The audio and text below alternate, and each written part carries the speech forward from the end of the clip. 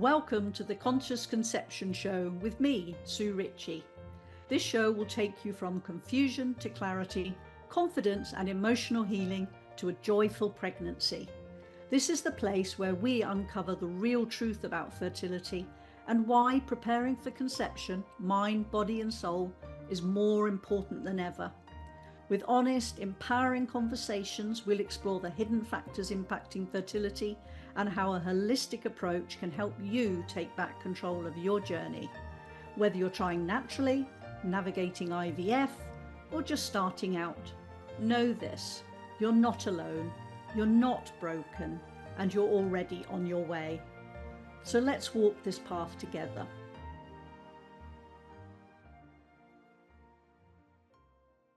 Big welcome to everybody who's joining us on the Conscious Conception Show. I'm Sue Ritchie, a holistic health and fertility specialist, and I'm so delighted that you're joining me today because I feel today's conversation is really going to be rather enlightening and also very valuable in helping you to increase your chances of conceiving. And you know, we're covering some aspects today of fertility that you might not have considered that could be actually having an impact on your ability to conceive. And I'm really excited because I'm going to be joined today by the lovely Karen Bashford, who is an empowerment mentor and soul growth therapist. And this episode is all about awakening the mother within. And we're going to be exploring what inner child work really means, and how our early experiences can impact how safe we feel to receive. You know, our bodies need to feel safe to conceive.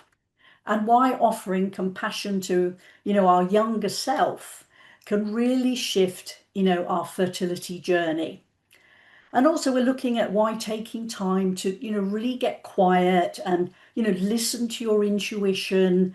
You know, it can be such a valuable way to really get access to that amazing inner wisdom that we all have. So welcome, Karen. Thank you for having me. It's a pleasure to be here. I was so pleased when you accepted my invitation to join me on the show, because, you know, I resonate so much with, you know, your mission and the work that you're doing. And, you know, I think it's one that's so important for women to really, you know, align with who they are and step into the power of themselves as well. And I know it's took me far too many years to realize that, you know, I wasn't living my life in true alignment with who I was. And in fact, it took, you know, a big health wake-up call quite a few years ago now to actually, you know, realize that, you know, I wasn't really living my life in true alignment. And you know, it's made such a difference to have that realization, if you like, and to make some changes. So Karen Bashford is an intuitive mentor, podcast host, speaker, and she's the creator of the Sloth or Beaver personal and group coaching, as well as having a toolkit and toolbook. And Karen's personal journey, you know, took her through emotional neglect, abusive relationships, self-sabotage, serious illness, and a nervous breakdown in 2023. And that led her to doing months of deep inner work. And it enabled her to redefine just her whole life and purpose, and, you know, brought her to really help women to break patterns of behavior and really to change their beliefs so that, you know, they can start to live their lives more confidently. So Karen, thank you so much for joining me. Could you start by actually just sort of sharing a bit about, you know, what led you to sort of start coming into doing this work with women? Oh, that's a big, long story, but I'll keep it short. Basically, at 50, I discovered that my parents had never actually told me they loved me or hugged me. Despite the fact I hugged friends and I told them I loved them, it had never registered with me that they'd never told me that they loved me. And it was like, okay, so why is this? So I started investigating my family and realized quite how much they were just repeating what they had experienced themselves. That was the first wake-up call.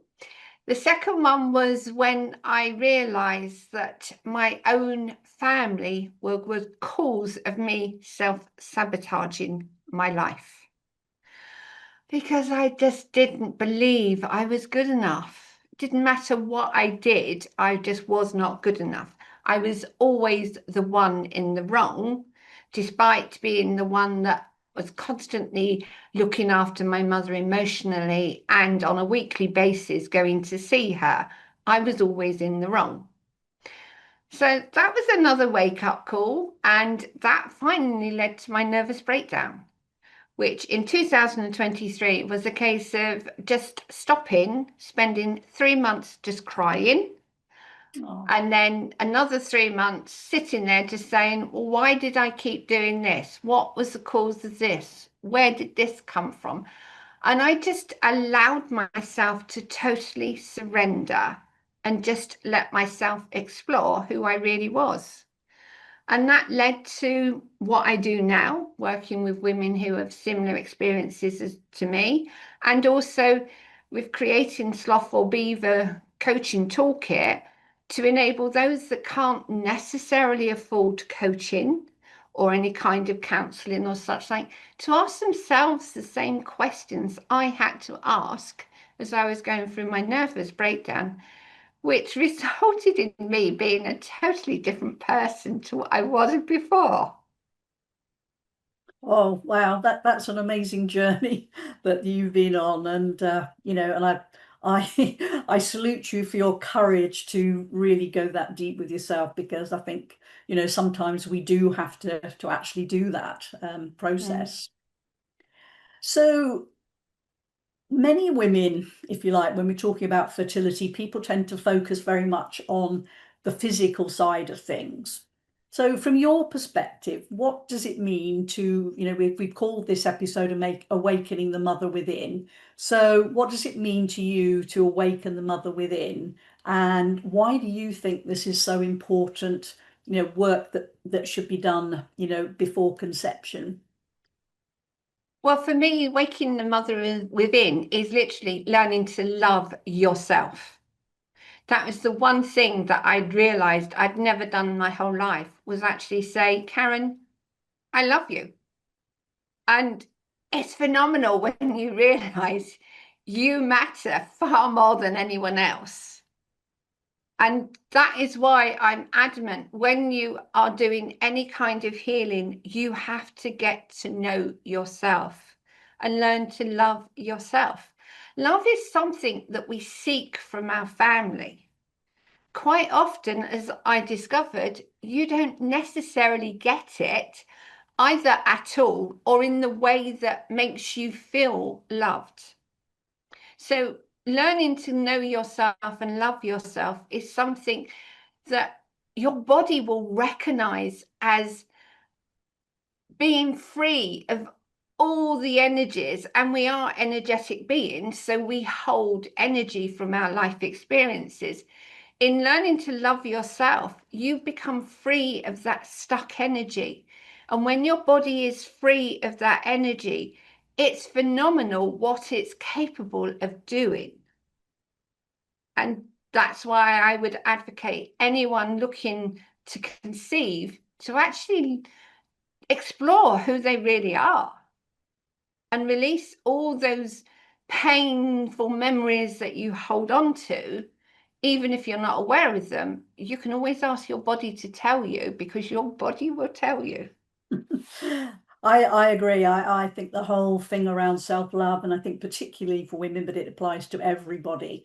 It's a thing that a lot of people struggle with, if you like, to really love themselves. But for me as well, as I feel that when you're looking to bring a child into this world, that when you love yourself, then that actually gets passed on to your Mm. child that comes into the world. And who wouldn't want to ensure that their child has self-love, if you like, before they've even really started in life, because their life path is going to be so different as a result of of that. And I know that I remember reading a lady's story about her 3-year-old daughter suddenly one day coming out and saying to her, "Mummy, why do you say such bad things about yourself all of the time?" And I think, that it was like that was a big wake up call for Mm, her, that she really needed to focus on coming to really have self-love. mm. And she realized that, that would then have an impact on her daughter as well, which is, it's children are very wise, even from a very young age. They're considerably wiser than we ever give them credit for at times, I must admit. Absolutely, I agree. So intuition, is something that we all have. And I think it's there, if you like, to help us as a powerful guide through our lives. So, but I think so often we just don't tend to either recognize it or realize it, or we overrule it, if you like. So, how can women learn to tap into their intuition, especially when, they might be feeling overwhelmed and anxious or disconnected, which is quite common, particularly when people are on a rather difficult fertility journey? Okay, well, you have to remember that your intuition never yells at you, for a start off. One of the things I realized as I was going through my journey was the fact that if I judged myself, it would always be loud. Intuition is very, very quiet. It has a tendency to just slip in when you least expect it. Obviously, we've all had those moments when perhaps we've been driving and we've heard something like "stop" very loudly. That is your intuition trying to warn you. But the quietness of the intuition is that it will give you subtle messages as to perhaps you need to slow down. And that is the one thing most of us will not do, is slow down. I Too have true, too discovered the true. art of slowing down. And it's amazing. When you slow down, you get so much more done. But it's not only getting more done, you are more at peace with yourself. You're not frantically trying to get things completed or get into the next success story or even just trying to live when you slow down. So for me, the biggest thing any woman can do is finally acknowledge that everything she does is not necessarily what she needs to do. That's the Yes, big one. very big one, definitely. So Yeah, I yeah. think yeah, I agree. I think that, today we're just so many people are just so caught up in the whole busyness of life, if you like. And I think it's the detriment of everybody. And, Mm, we really need to slow down, take that quiet time to just sit and connect to ourselves. And as you say, intuition sometimes is sort of fairly loud, but generally speaking, it's such a quiet whisper that mm. we can so easily just ignore it and go We straight to our do. head. And I Mm, know that, and I've experienced that, and even now, even though I'm aware of my intuition, it's still the head will still sometimes step in and overrule. Which isn't helpful, because then you realize that, oh, actually I should have listened to the first thing that was there, if you like, and everything would have worked out a lot better. yes. Well, that's with intuition, isn't it? It's always the first thing that comes to mind, never the one where you've had time to think about something. It's always the first thing. So yes. Yeah, and very easy. It comes in quick and very easily can be missed. Yes. Yes. So Karen, you often talk about, I think you've already mentioned it as well, is like listening to the body, Mhm. and, as a sort of form of soul communication. So what are some of the sort of subtle signs, messages that, women might miss that, can really guide them to, coming to a place of more deeper healing and alignment? Well, for me, the best way of listening to your body is to actually ask it questions. And when you ask questions, you will sense something within your body's response to you. Quite often, if you're asking something about, say, you're fearful about becoming pregnant, because that's obviously going to be a massive, massive change. If you ask yourself, well, how am I feeling about this? Your body will actually give you some kind of signal. You might catch your breath. You might find your heart contracts or expands. It could be that you get a funny sensation in your stomach. Or you could find your shoulders go, oh, I can't do this, kind of thing. There are always very, very subtle signs. And for me, the best thing you can do is to always ask yourself questions.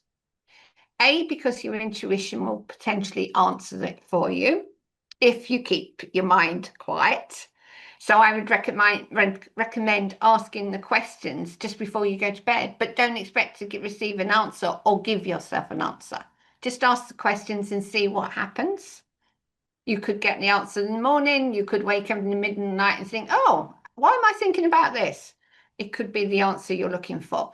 But as I say, if you want to ask yourself your body's response, you simply need to sit quietly, think of the questions you want to ask, and then feel into your body. That is literally, how is my arm feeling? What are my hands doing? What's my eyes doing? Where are my eyes going? Because your eyes are sometimes a clear indicator of what you're really thinking. Oh, yeah, okay, kind of thing, and things like that. Your body is a machine that's more than capable of communicating, but you have to listen. Yeah, and it's important that we have to get quiet enough to listen and to be able to notice those things. And I think it also, as you say as well, it so often is you're not going to get the answer straight away, but it could be you're just middle of doing something the next day and suddenly bing, this little Yeah. thing pops in your head and it's like, oh, Mhm. okay, that's the answer. Yeah. Yeah, but illness or any kind of pain is often an indicator there is something wrong. Yeah, Because but even with, sorry, go on. sorry, yeah, go on. No, go on. But even with that, when we tend to ignore some of those signs as well, because a lot of things, if they're just little niggly things, we tend to assume that everybody's got these. It's not really a big problem, but more often than not, some of those early signs are actually a key thing that things are not actually right in your body. Well, most people do not realize that every organ in your body is connected to an emotion you have. So if your knee is hurting, it could be that it's connected to the fact you're feeling frustrated because you're not moving forward. Or your knee could be that there's something happened within your family that could be impacting how you're going to conceive. Because I have worked with a lady who was using IVF because she couldn't conceive naturally. And she came to me simply because she said, it doesn't matter how much work we do, I just don't seem to be able to conceive. So we did a session and I discovered that within her womb, she was holding on to a previous life's unfortunate miscarriage. Mm. And that energy from that child was still within her womb. Unless you're willing to ask yourself the kind of questions that say, well, is there anything stopping me from conceiving, and allowing your body to tell you, you're never going to know whether there is a blockage within your womb that isn't actually physical, but emotional or even psychological. Yeah, I think that's quite an important point about miscarriages, because I certainly believe and know that, as you say, souls, if you like, from previous miscarriages and stuff, they can want to stay, if you Yeah, like, with their mummy and yeah, don't want to let go. So it is a process of healing that, if you like, and getting yes, them to let go. yes. So we're talking sort of spiritual stuff now. Um, so I suppose, and also like spiritual connection can mean, different things to different people. So I suppose the question to ask you is, how can women build a deeper connection with, their soul and the soul of their baby as well, because we've been sort of mentioning that, that the soul of the baby that they want to bring into the world. Well, you can always connect with your soul by sitting quietly, taking a couple of deep breaths in, acknowledging any thoughts and feelings, and then taking your breath to your heart. Within your heart is this beautiful child, whatever age, it doesn't matter, but it's going to be your soul. And unlike a lot of psychologists, I see the inner child as your soul, the one that's been on your journey with you and knows what you're capable of, what you've done previously, and therefore can guide you to actually achieve the end result of conceiving. So basically, just sit quietly and just speak to your inner child. That inner child, as I say, can be any age. It can have a name, it might not. It's entirely up to you. But when you sit quietly and speak to your inner child, that inner child might actually be playful. It might be hiding. It might want to actually hear from you that you love it, and you hear from it that you love it. But it's not something that we do very often, to sit quietly and just communicate basically with our heart, which is where our soul lives. Without our heart, we have no soul. Yeah, I think the connecting with the inner child is just such a powerful thing, and I think it's like recognizing, if you like, that part of you is a huge thing. And you've been on that journey together. You've been through some painful things together. You've been through some good, loving things together as well. But actually, I think also, like, forgiving a child, forgiving that inner child can be a powerful thing as well. If you feel that, you've done something's wrong or whatever, because that actually can release some energy, if you like, that really helps, to me, really helps with, being able to then to conceive. Yes, because if you actually are holding anything that makes you angry, frustrated, upset, or feeling hurt, your energy is going to be low vibrational. So you need to raise that energy, forgiving yourself, forgiving the inner child, forgiving the people that have actually hurt you. And yes, it's not about condoning their behavior, it's simply releasing their energy from your body that matters, not that what they've done to you or why they've done it, but more a case of, well, why are you still carrying this energy around with you? This is not your energy, so why are you carrying it?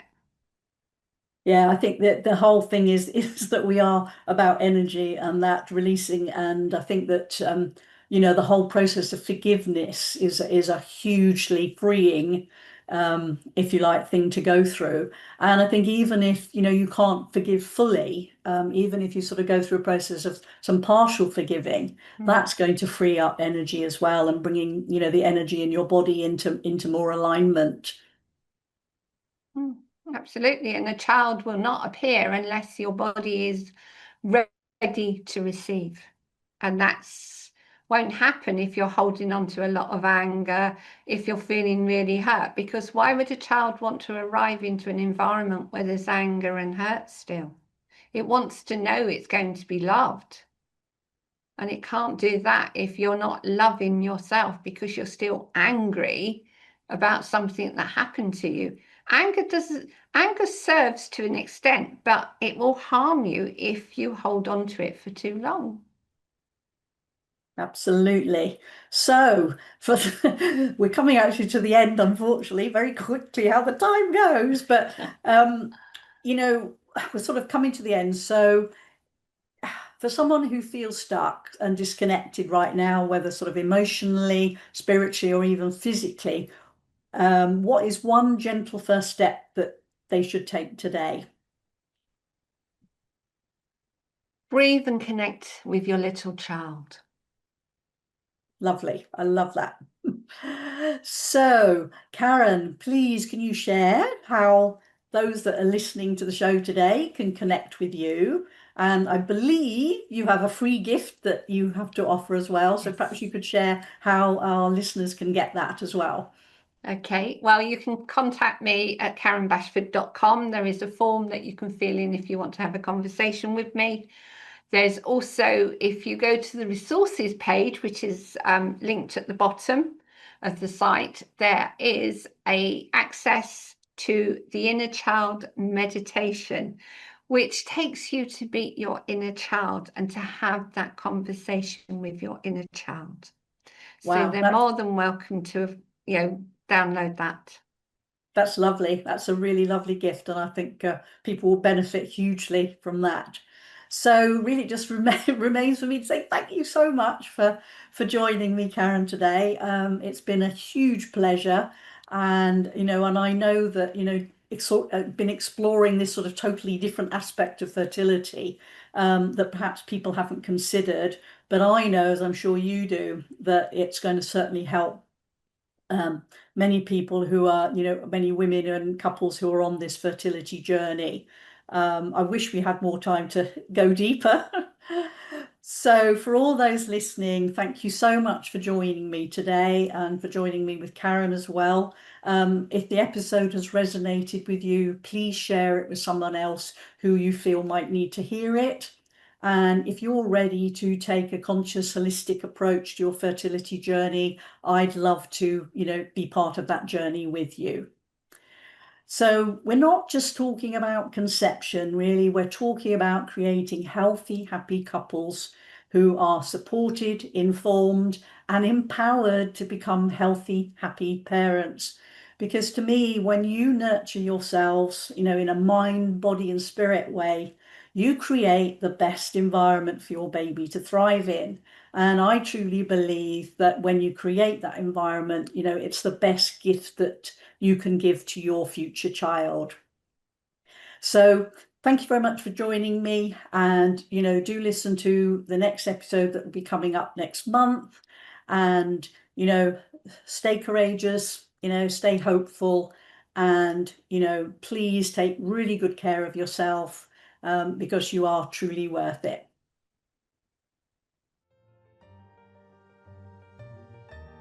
Thank you for listening to the Conscious Conception Show with me, Sue Ritchie.